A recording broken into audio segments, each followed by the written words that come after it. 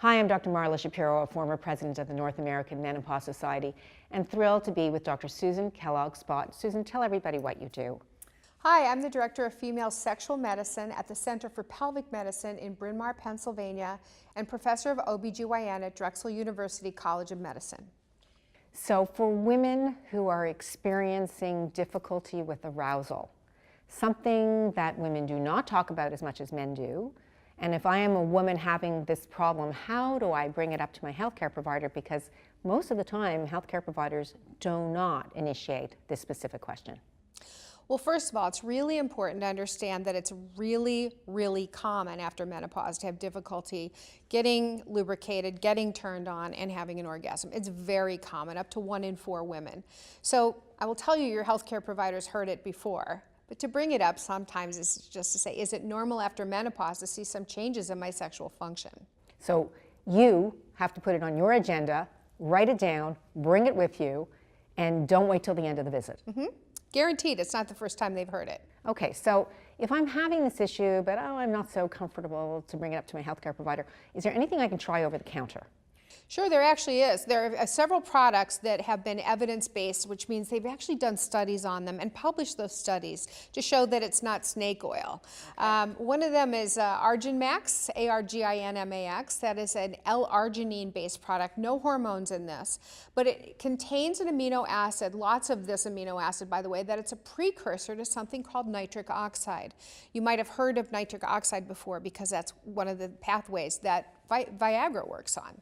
But the way that this product works is just increases blood flow to the genitals, so that with an increased blood flow specifically to the clitoris, you're going to get more reactivity, more ability to have an orgasm. Another product in the same domain is called Stronvivo, S-T-R-O-N-V-I-V-O. And the good news about both Arginmax and Stronvivo is there have been published data in the medical literature showing that it works better than placebo. Okay. Another over-the-counter product is an oil. It's called Zestra, Z-E-S-T-R-A. That's available to place on the clitoral prepuce, which is the hood of the clitoris, and the labia majora, which are the outer labia. That should never be used at the opening of the vagina because it would sting there, but on the tougher skin that's further out, it doesn't feel bad at all, slightly warming. And in about 5 to 10 minutes, it increases blood flow topically from putting it on so that you're more likely to feel arousal and sensation. So if part of the problem is compounded by pain that's not improved with moisturizers or lubricants, is it time for me to bring up the issue of arousal and pain with my healthcare practitioner? You know, it really is, because there are so many offerings, and some new ones at that. Local estrogen therapy, that's not systemic estrogen, it's the low-risk form of local estrogen that can be just applied to the entrance of the vagina or a little in the vagina. We have pills, we have rings, we have tablets, we have new offerings in the form of suppository, and another new offering in the form of a tiny little insert that comes in a lower dose than has ever been available for American women, and these are all available right now. So good news in terms of lower dosage with the newer intravaginal pellet, good news with the fact that we can improve pain by increasing the improvement. But if I, as a woman, am using this and I'm still experiencing nothing better with arousal, do I give up?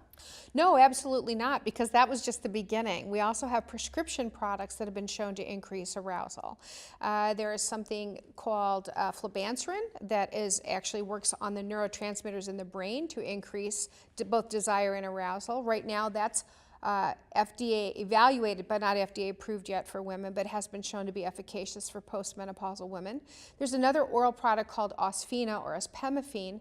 It works on estrogen receptors, but you take it orally, and that has actually been very well looked at for arousal and orgasm and shown improvement in those. And any local therapies, any intravaginal therapies that can help with that as well? Yeah, there is one other one. It's called Intrarosa. It's an insert that has a DHEA in it. Now, DHEA is a precursor to both estrogen and testosterone, but it is neither one of those. It's just an inert precursor. Once it's placed in the vagina, the vaginal cells kind of make what they need from this precursor so that it stays local but really acts on both the male hormone, the testosterone piece of it, and the estrogen piece of it, making women much more inclined to feel aroused and orgasmic. And new research, anything coming down the pike for women to know about? Absolutely. There's going to be a new injectable, believe it or not, a tiny little injectable, like you know how women give themselves insulin, like that, that actually is placed an hour before play and more likely to have orgasm and arousal if it's placed an hour before play. And even another one that's further down the pike that'll be an oral pill that looks like a sildenafil or a Viagra with testosterone that you take in pill form. So all of this on the market soon. So bottom line, if you are a woman who's listening to this and have these issues, please see your healthcare practitioner, have the conversation. Indeed, indeed. Bring it up. You'll be glad you did. Thank you so much. Mm-hmm.